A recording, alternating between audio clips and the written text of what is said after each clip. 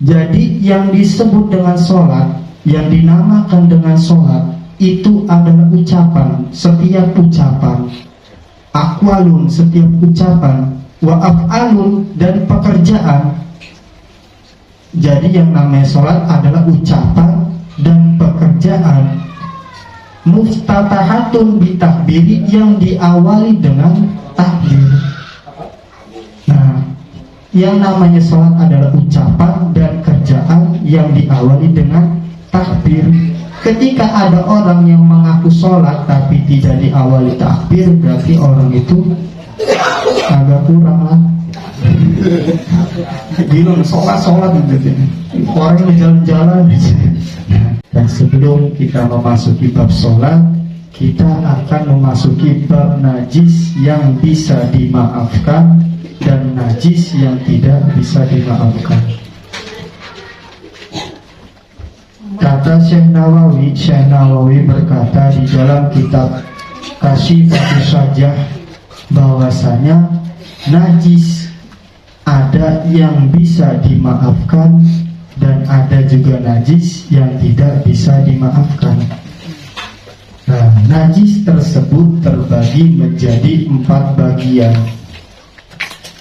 Kata Ki Musonib atau kata Syekh Nawawi berkata, bagian yang pertama yaitu adalah qismun la yufa anhu fi thawbi wal ma'i. Yang pertama, bagian pertama yaitu najis yang tidak bisa dimaafkan ketika mengenai daripada baju ataupun mengenai air. Nah, ada bentuk najis ketika kena baju dan ketika kena air, maka najis tidak dimaafkan. Ketika kita digunakan untuk sholat, maka bajunya bisa menjadi tidak sah. Ataupun kita berwudu dengan menggunakan air yang terkena najis ini, maka wudunya tidak sah. Apa sih najis yang tidak bisa dimaafkan? Yaitu najis seperti pada umumnya air kencing, terus kotoran manusia, kotoran hewan, dan darah, bangkai. Nah, itu ketika mengenai pakaian kita ataupun mengenai air, maka itu tidak bisa dimaafkan. Kayak contoh, ketika kita kencing di air kecil. Nah, air kencing tersebut itu terkena orang ataupun terkena kita sendiri, atau balik kencing iseng semprotin ke orang, orang tersebut najis. Tahun Ubay sama si Farhan lagi ini kan main-mainan adu kencing, nah maka si Farhan itu najis, kena harus disucikan terlebih dahulu. Atau kotoran atau darah. Nah, darah di sini yaitu darah manusia atau darah hewan yang banyak. Seperti misalkan ketika kita dalam keadaan luka, seret kesebeset, gede lukanya, darahnya mengalir. Nah, itu najis. Ketika kena pakaian, maka pakaian tersebut yaitu najis, harus diganti atau harus dicuci. Nah, itu najis yang tidak bisa dimaafkan ketika mengenai air dan mengenai pakaian. Nah, kata Syekh Nawawi yang kedua yaitu qismun yu'fa anhu fihima, ada najis yang bisa dimaafkan ketika mengenai baju ataupun mengenai air. Apa najis tersebut? Yaitu najis yang tidak terlihat. Contoh, kayak misalkan kita kencing, beres kencing, kan beres kencing, kita kan pasti kan bahasa Jerman itu cecewok. Nah, cecewok itu, nah kan beres tuh, pasti itu najis itu ataupun air kencing sisaan itu pasti masih ada nempel sedikit. Pasti tidak mungkin kita bersih semua, terkecuali kita pakai lap. Nah, ketika najis itu kita kan langsung pakai celana, nah, kena celana, maka itu dihukumi bisa dimaafkan. Ataupun buang air besar, kita cebok, beres. Nah, kan biasanya kan air itu masih ada sih nempel sih biasanya kan. Nah, air tersebut kan dihukumi sebenarnya najis. Nah, tetapi air tersebut yang nempel kita pakai celana, terkena celana, maka itu dimaafkan. Ketika dipakai untuk sholat masih bisa sah sholatnya. Nah, kalau itu najis yang bisa dimaafkan. Ketika beres buang air kecil atau buang air besar, kita beres cebok, itu kan masih basah pasti. Iya, pasti. Nah, kita pakai celana aja, karena akan kena ini, nah maka itu dimaafkan, tidak masalah. Nah, bagian yang ketiga yaitu ismun yufa'anhu fi sawbi dunal ma'i. Nah, bagian yang ketiga ini adalah najis yang apabila kita terkena maka itu dimaafkan bagi pakaian, tetapi tidak di dalam air. Nah, misalkan najis ini kena pakaian, maka pakaian tersebut bisa dimaafkan, maksudnya bisa digunakan untuk sholat. Tetapi ketika terkena air, maka air tersebut dihukumi najis. Bentuk apa najis itu? Yaitu seperti darah yang sedikit, ataupun hewan yang berdarah seperti nyamuk. Nah, nyamuk itu tidak ada aliran darah, maka ketika nyamuk itu cetret misalkan, cerat air berdarahnya sedikit, maka itu masih bisa dimaafkan. Nah, seperti darah manusia, yang mana manusia itu emang terluka, udah ada luka, udah diperban, udah dibebet pakai hansapla segala, darah masih keluar tuh, darah sedikit itu. Nah, itu ditutup aja, dilap aja, nggak masalah. Apabila terkena ini baju, maka tidak bakal membatalkan sholat atau najis itu dimaafkan.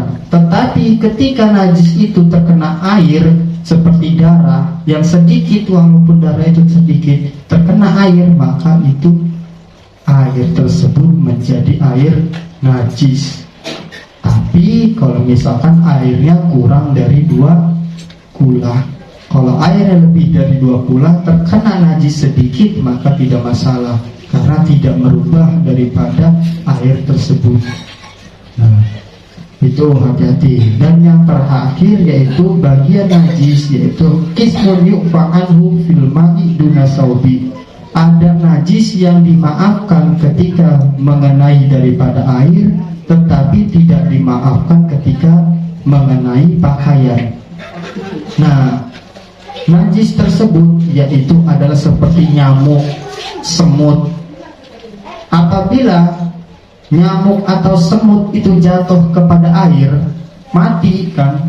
Nah, bangkai sudah termasuk di sana bangkai, maka nyamuk tersebut air tersebut tidak dihukumi najis, masih bisa dipakai untuk berwudu. Ataupun semut jatuh ke ember yang ada airnya, maka air tersebut tidak dihukumi najis. Tetapi apabila kita sholat memakai pakaian yang ada daripada bangkai, maka itu dihukumi dengan najis atau batal sholatnya. Ketika kita sholat ada satu bangkai, kayak contoh kita mau sholat melihat di baju kita ada bangkai nyamuk 200 di sini.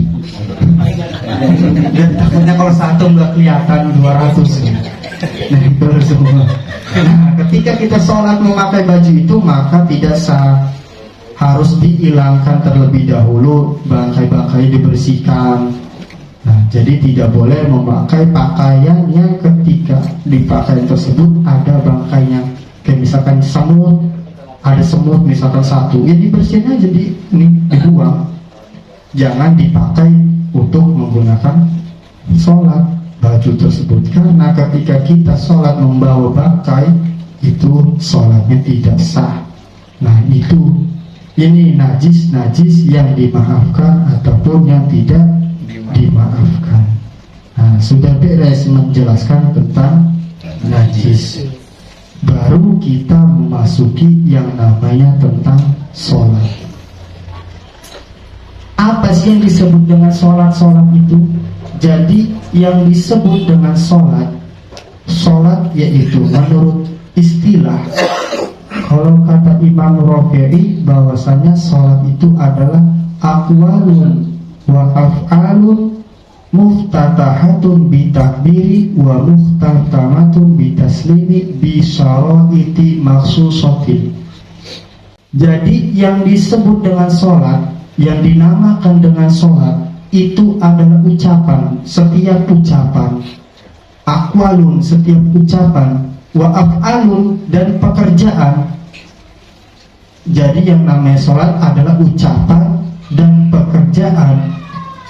Muftatahatun bitakbiri, yang diawali dengan takbir.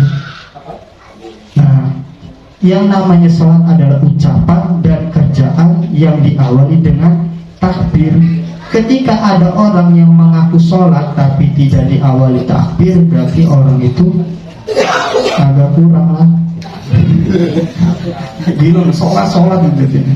Orang yang jalan-jalan itu muhtatan bitakbiri wa muhtatamatun bistaslimi, dan diakhiri dengan hulu salam.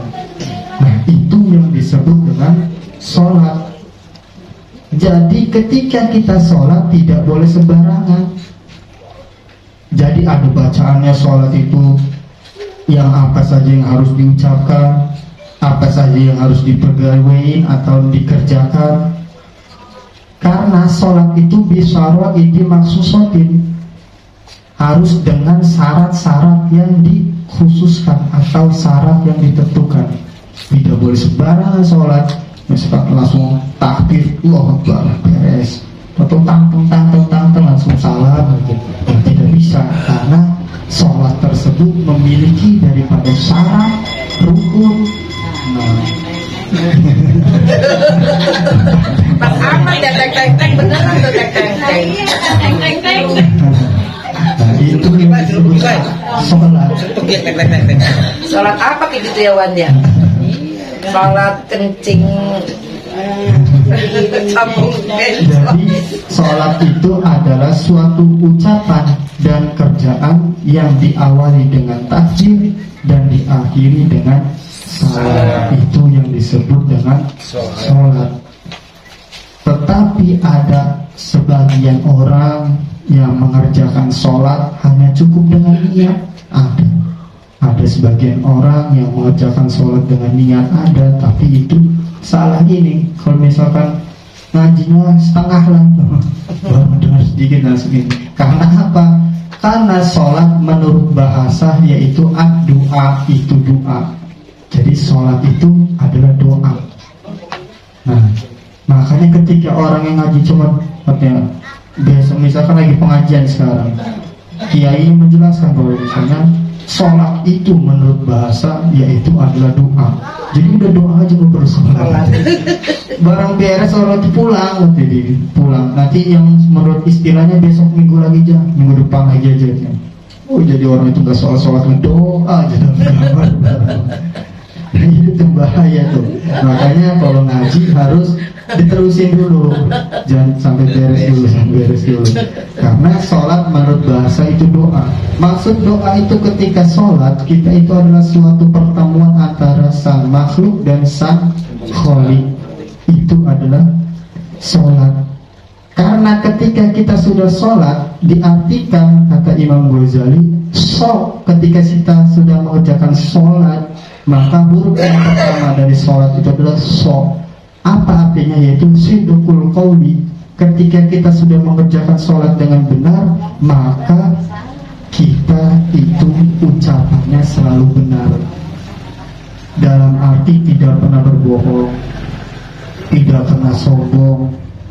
Ketika sudah mengerjakan sholat, yaitu pasti akan sidqul qauli, ucapannya selalu benar, tidak pernah bohong, tidak pernah sombong, tidak pernah ria. Ketika orang itu sudah mengerjakan sholat. Lalu apa? Huruf yang kedua dari sholat yaitu lam, latiful qalbi, yaitu lembut hatinya. Ketika orang tersebut sudah sholat terus 5 waktu dikerjain, maka hatinya lama-lama lembut, ingin berbuat maksiat, sayang lah, dan dosa hatinya. besok lagi aja maksudnya. Sekarang mah jangan lagi, besok lagi aja. Enggak, tapi dihantam sholat lagi nggak jadi, besok lagi kan. Nah, cari nama ketuk hati itu nggak jadi karena sholat tersebut tuh. Karena ketika kita sholat hati kita lembut. Nah, yang terakhir yaitu tak. Apa tak itu? Yaitu tarkul ma'asi. Ketika kita sudah mengerjakan sholat, maka kita akan meninggalkan yang namanya maksiat. Nah, maka dari itu kita harus menjaga daripada sholat itu. Sholat ya walaupun ketinggalan di kodok, jangan sampai tertinggal sholat. Bangun subuh jam 7 langsung sholat di kodok sholatnya.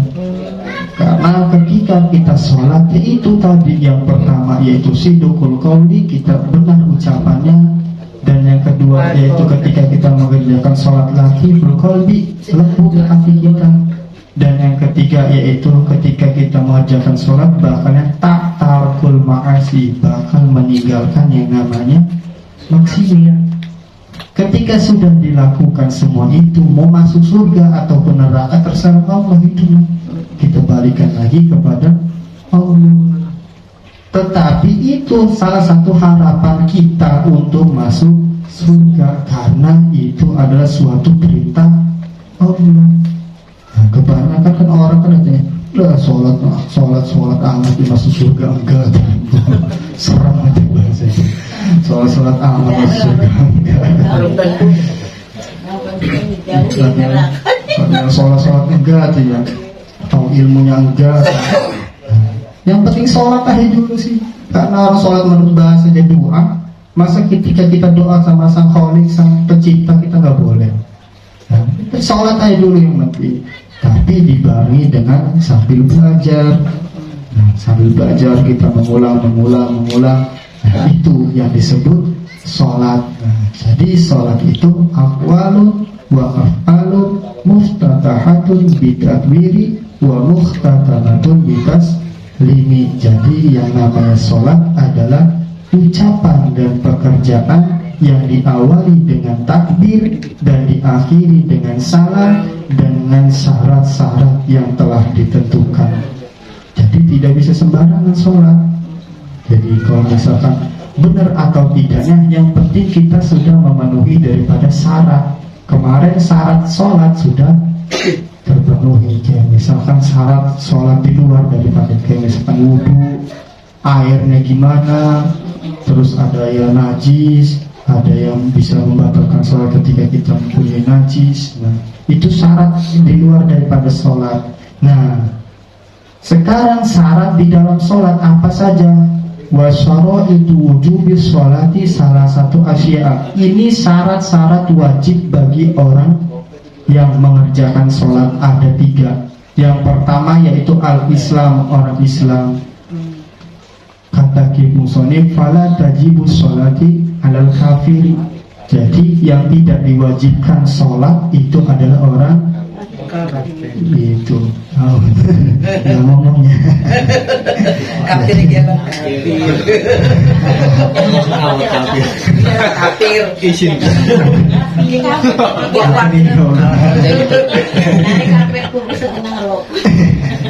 Kafir. Bagi yang tidak diwajibkan sholat yaitu adalah orang kafir, itu tidak wajib sholat. Kalau misalkan orang Islam maka wajib sholat. Kalau misalkan lihat orang Islam enggak sholat namanya kafir. Enggak, bohong. Belajar jadi ya terus masih ini. Nah, itu syarat wajib bagi orang yang sholat yaitu Islam, orang Islam. Ketika orang itu Islam maka orang tersebut wajib sholat. Dan yang kedua yaitu bulu, orang yang balik, orang yang sudah mimpi basah ataupun orang yang sudah haid. Ketika orang ini perempuan maka orang tersebut diwajibkan sholat. Ada Asli udah balik sholat. Lu kan sudah sering ngomong. Ada bapak-bapak atau ibu-ibu yang nggak sholat berkeluyuran, berarti dia masih kecil, anak kecil lagi mainan. Nggak Balik. bohong. Segede sayuran lah ya. Nah, tapi itu daripada orang-orang yang wajib sholat. Nah, yang terakhir yaitu yang ketiga yaitu al-aqlu, orang yang berakal. Nah, itu. Jadi ketika kita memiliki akal maka kita wajib sholat. Ketika kita memiliki akal kita wajib sholat. Ada yang gak wajib sholat yaitu orang Gila. itu tidak wajib sholat itu orang itu. Jadi kalau udah saya ngabuk pokoknya. Berarti jadi orang gila aja, jadi nggak sholat. Itu orang yang pertama. Jadi syarat wajib sholat yang pertama yaitu Islam, yang kedua itu orang balik, yang ketiga itu orang yang berakal, atau orang yang sehat, orang berakal. Dah beres.